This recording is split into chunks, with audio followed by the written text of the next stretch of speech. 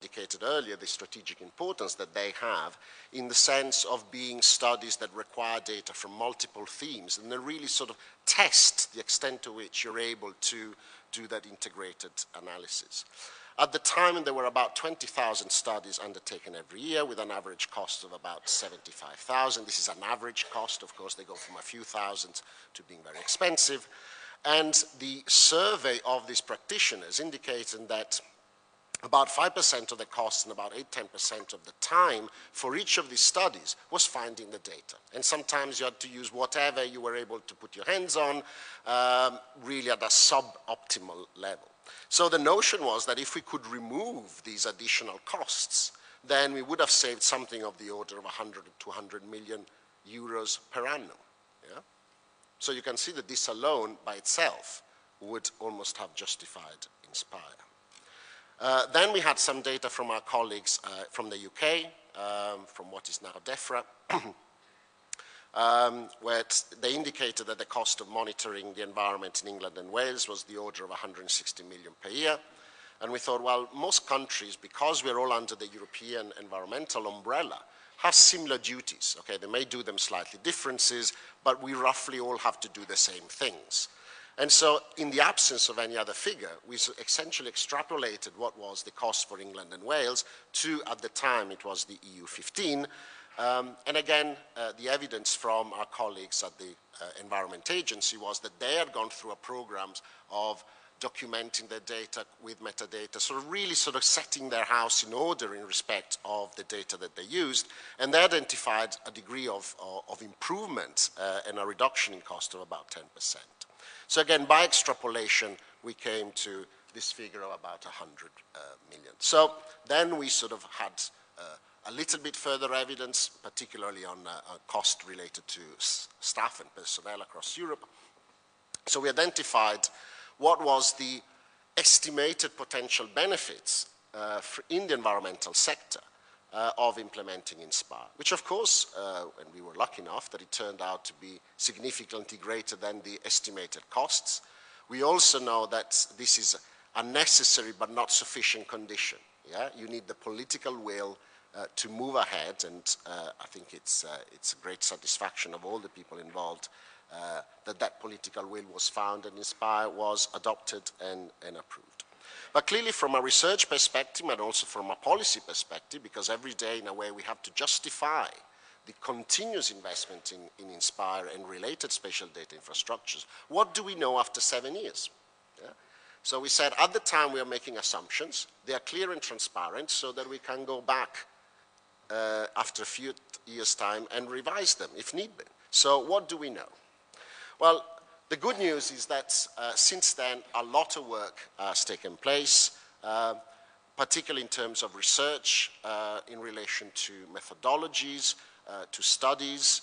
Of course, at the JRC we have embarked on an entire program of research in this area, but across Europe, particularly in the Netherlands, I might say, if I can point to one country that has done most in terms of having a substantive program under the leadership of Arnold Brecht. Arnold must be around somewhere. So there's been a concerted effort to do studies on methodologies, on efforts, of course, not just in the Netherlands, also in Belgium, in other countries, in Australia. Recently, the ESDI Net Plus has been a project that has been looking at trying to evaluate different spatial data infrastructure at the subnational level and developed a very useful collection of data and templates to try and assess the impact. So a lot of work has been happening over the last few years. Just looking at some of the work that we have been undertaking, one of the earlier studies that we did was at the regional level in Catalonia, and then we followed another one in Lombardia, which is the region where the Joint Research Center at ISPRA is located.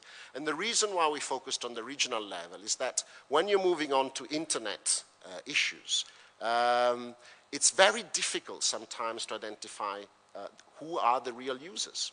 Who is using this data? Do we know?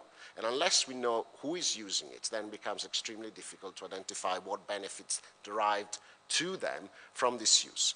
So the notion was that at the subnational level, it might be easier to get a handle on at least some of the users. And in the context of Catalonia, we focused in particular on the benefits that were accruing to public administrations.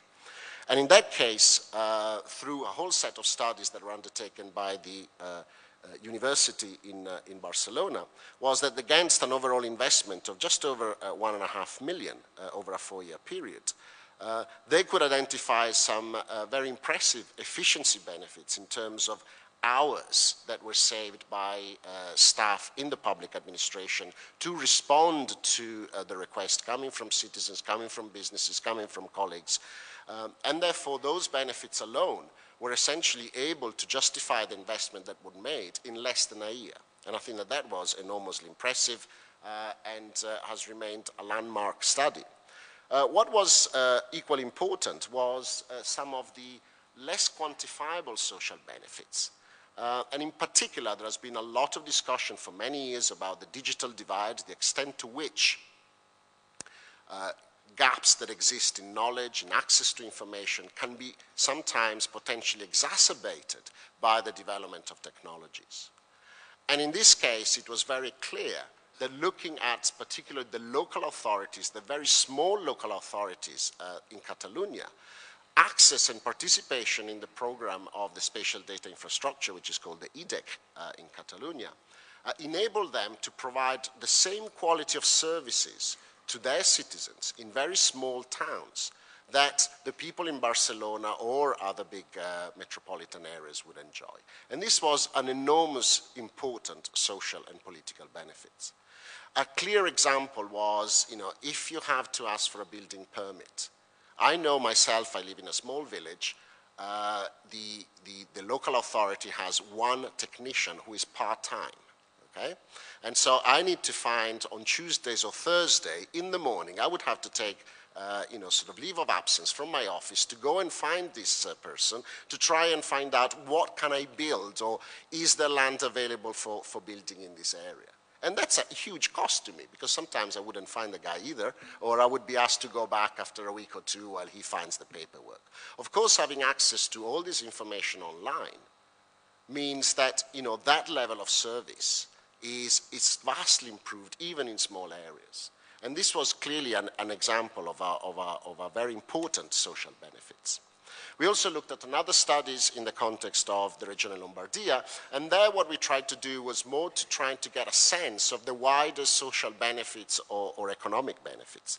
And because of that earlier study in 2002-2003, which had identified the value and the importance of environmental impact assessments as a tool for policy, essentially we repeated that same survey in Lombardia in 2008-2009.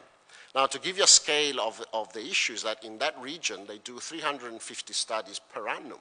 And that's sort of kind of a market of about 25 million euros every year, only to do these studies. Yeah?